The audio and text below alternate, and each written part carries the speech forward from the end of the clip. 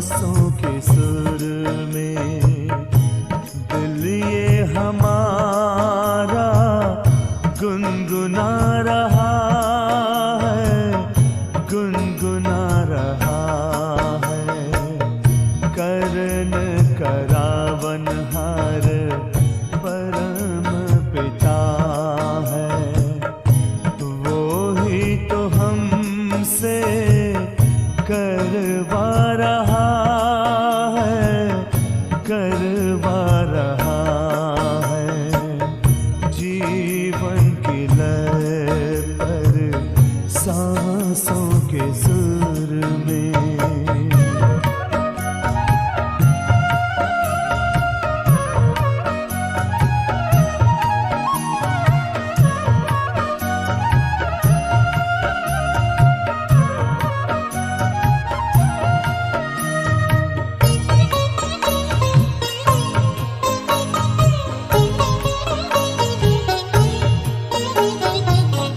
महकती है मधुबन की फूल और कलियां, चहकती है खुशियों से मन की ये गलियां।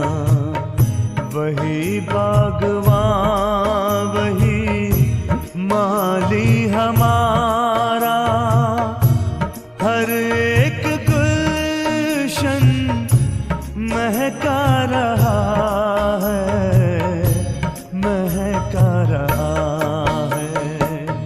जीवन की लय पर सांसों की सुर में।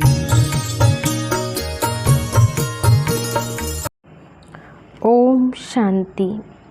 आज बाबा की 9 तारीख की वाणी है। बाबा बोले, मीठे बच्चे, जब तक जीना है तब तक पढ़ना है, सीखना है। तुम्हारी पढ़ाई है ही पावन दुनिया के लिए, पावन बनने के लिए। प्रश्न है, बाप किस गुण में बच्चों को आप समान बनाने की शिक्षा देते हैं? उत्तर है, बाबा कहते, बच्चे, जैसे मैं निरंकारी हूँ ऐसे तुम बच्चे भी मेरे समान निरंकारी बनो। बाप ही तुम्हें पावन बनने की शिक्षा देते हैं। पावन बनने से ही बाप समान बनेंगे। फिर प्रश्न है, जब बुद्धि अच्छी बनती है तो कौन से राज बुद्धि में स्वतः बैठ जाते हैं?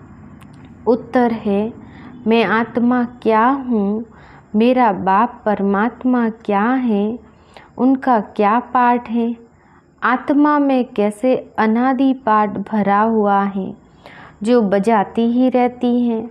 ये सब बातें अच्छी बुद्धि वाले ही समझ सकते हैं।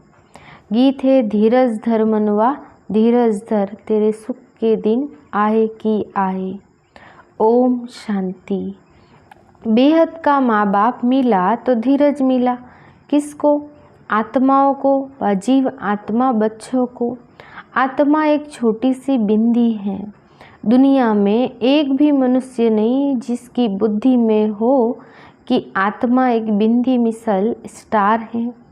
तुम जानते हो कि हमारी इतनी छोटी सी आत्मा में 84 जन्मों का 5000 वर्ष का पाठ है। दूसरी आत्माओं में तो इतना पाठ भरा हुआ नहीं है। मनुष्यों की बुद्धि कितनी कमज़ोर हो गई है जो समझती नहीं है।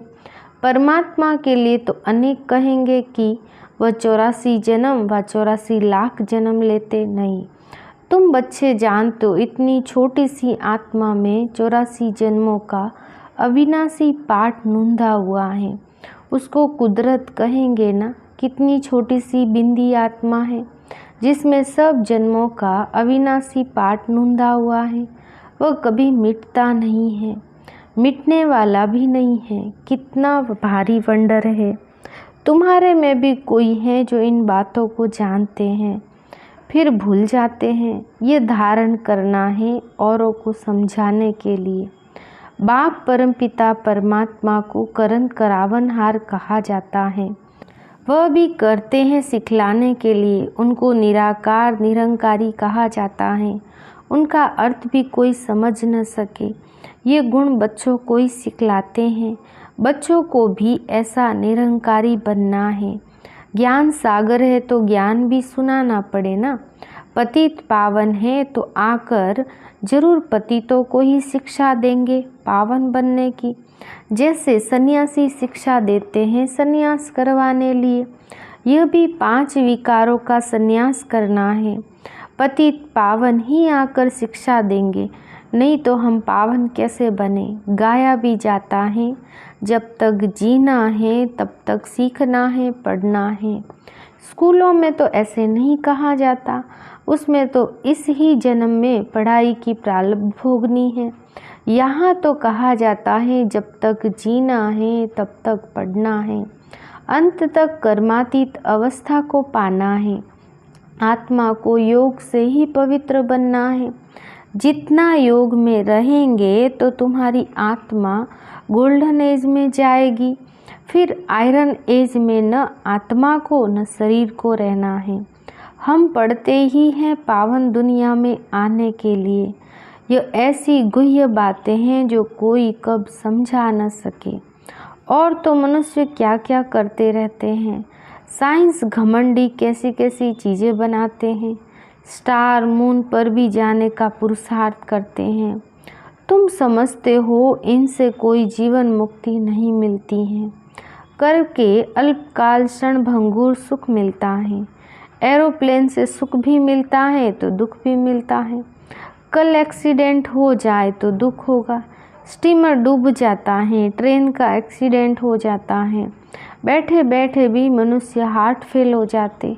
सुख धाम तो है ही अलग, वहाँ सदैव सुख ही सुख है। इस दुनिया में जो भी सुख है वह है ही अल्पकाल काग विष्टा के समान।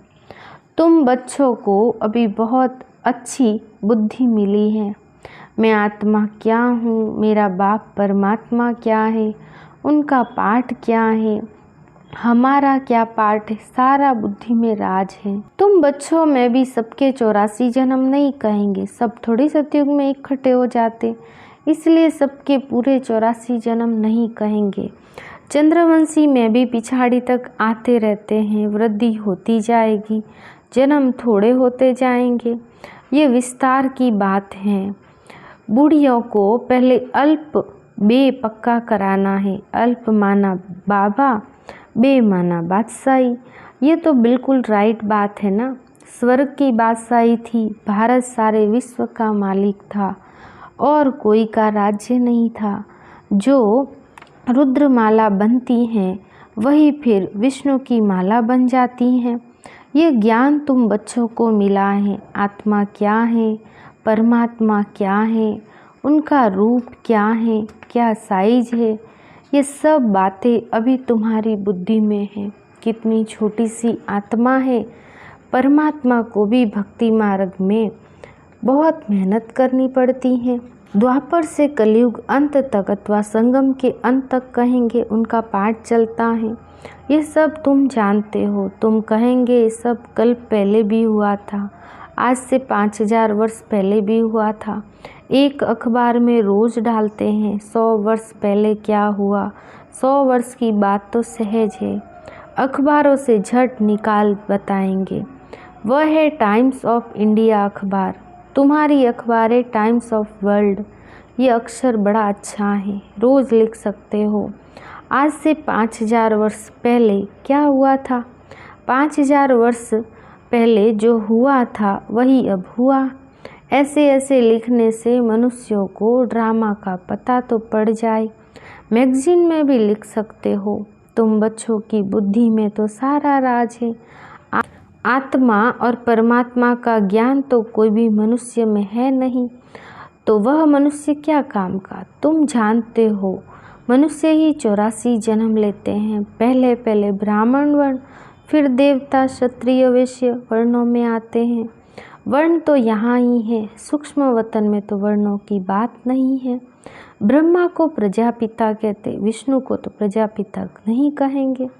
ब्रह्मा द्वारा तो एडाप्ट किया जाता है। विष्णु के 2 रूप लक्ष्मी नारायण के तो बच्चे पैदा होते, जो तख्त पर बैठते हैं, शंकर को भी प्रजापिता नहीं कहेंगे। ये भी जानते हो, जैसी जैसी भावना है वैसे वैसे साक्षात्कार हो जाता है। बाकी वहाँ कोई सर्प आदि की बात नहीं, बैल भी वहाँ हो न सके। सूक्ष्म वतन में तो है ही देवता। सूक्ष्म वतन में जाते हो, बगीचा फल आदि देखते हो, क्या वहाँ बगीचा है? बाबा साक्षात्कार कराते, बाकी है नहीं। बुद्धि कहती है वहाँ सूक्ष्म वतन में झाड़ आदि हो न सके। ये जरूर साक्षात्कार होता है। साक्षात्कार भी यहाँ का कराएंगे। ये सब है साक्षात्कार, इसको जादूगरी का खेल कहते हैं।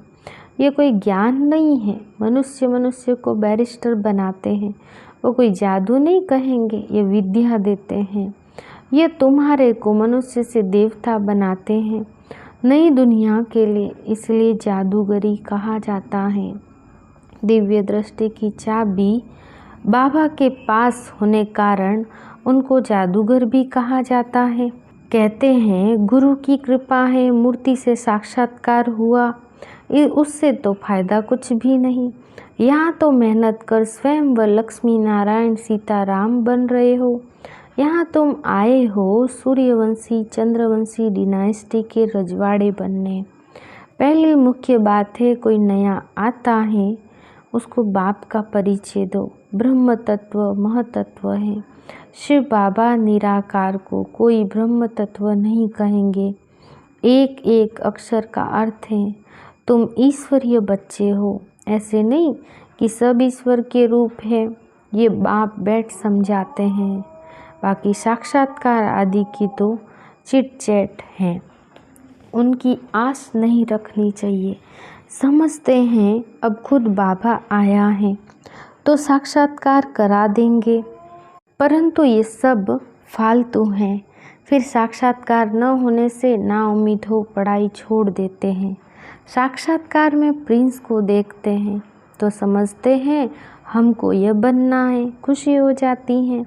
बहुत करके प्रिंस का ही साक्षात्कार होता है।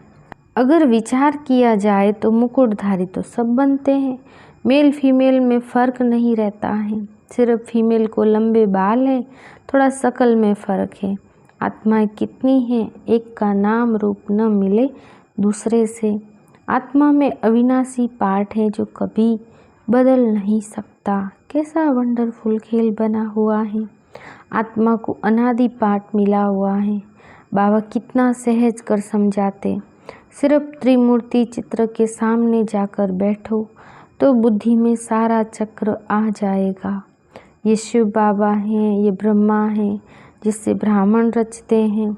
अभी कलयुग है, फिर सतयुग आना है। चित्र के सामने खड़ा होने से जैसे कि सारे विश्व का खेल बुद्धि में आ जाता है। कैसे चक्र फिरता है, खेल में कौन कौन है, सब मालूम पड़ जाता है।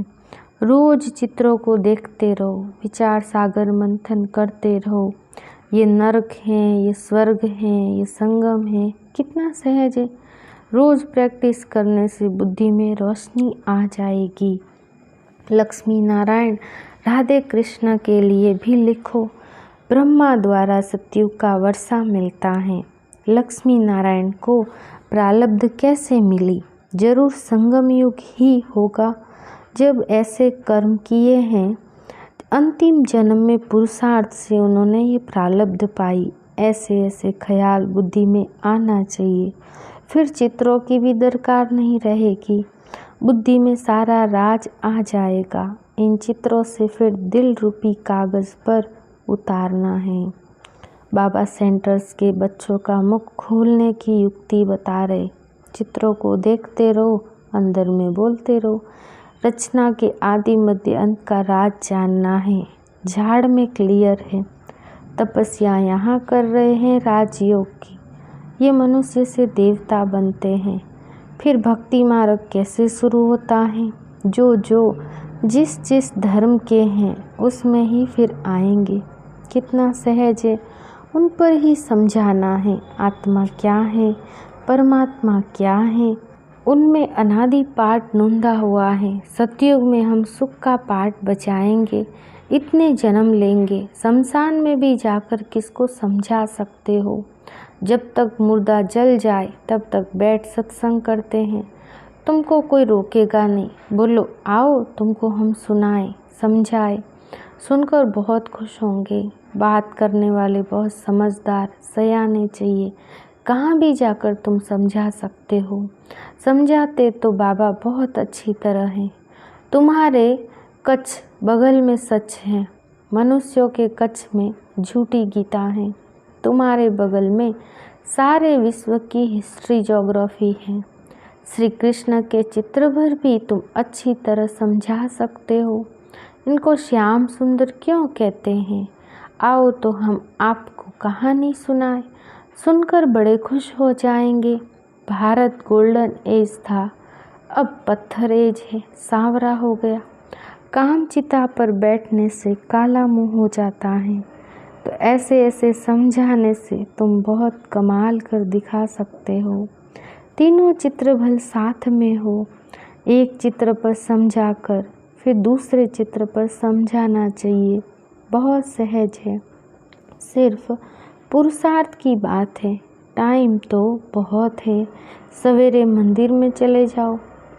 आओ तो हम आपको लक्ष्मी नारायण की जीवन कहानी सुनाएं। भक्ति मार्ग में यज्ञ तप तीर्थ आदि करते करते तुम एकदम कौड़ी मिसल बन पड़े हो। फिर शास्त्रों ने क्या सहायता की? हम आपको सच बतलाते हैं, सच ही सहायता करते हैं। अच्छा, मीठे मीठे सिखी लदे बच्चों प्रति माता पिता बाप दादा का याद प्यार और गुड मॉर्निंग। रूहानी बाप की रूहानी बच्चों को नमस्ते। हम रूहानी बच्चों की रूहानी बाप दादा को याद प्यार गुड मॉर्निंग, नमस्ते नमस्ते नमस्ते। आज की मुरली का सार है, बाबा ने कहा पहले पॉइंट में पढ़ाई पर पूरा ध्यान देना है। बाकी साक्षात्कार आदि की आस नहीं रखनी है। ना उम्मीद बन पढ़ाई नहीं छोड़नी है। चित्रों को देखते विचार सागर मंथन कर हर बात को दिल में उतारना है। राजयोग की तपस्या करनी है। आज का वरदान, अपने मस्तक पर सदा बाप की दुआओं का हाथ अनुभव करने वाले विघ्न विनाशक भव। विस्तार है, विघ्न विनाशक वही बन सकते जिनमें सर्वशक्तियाँ हो। तो सदा ये नशा रखो कि मैं मास्टर सर्वशक्तिमान हूँ। सर्व शक्तियों को समय पर कार्य में लगाओ। कितने भी रूप से माया आए, लेकिन आप नॉलेजफुल बनो। बाप के हाथ और साथ का अनुभव करते हुए कंबाइंड रूप में रहो।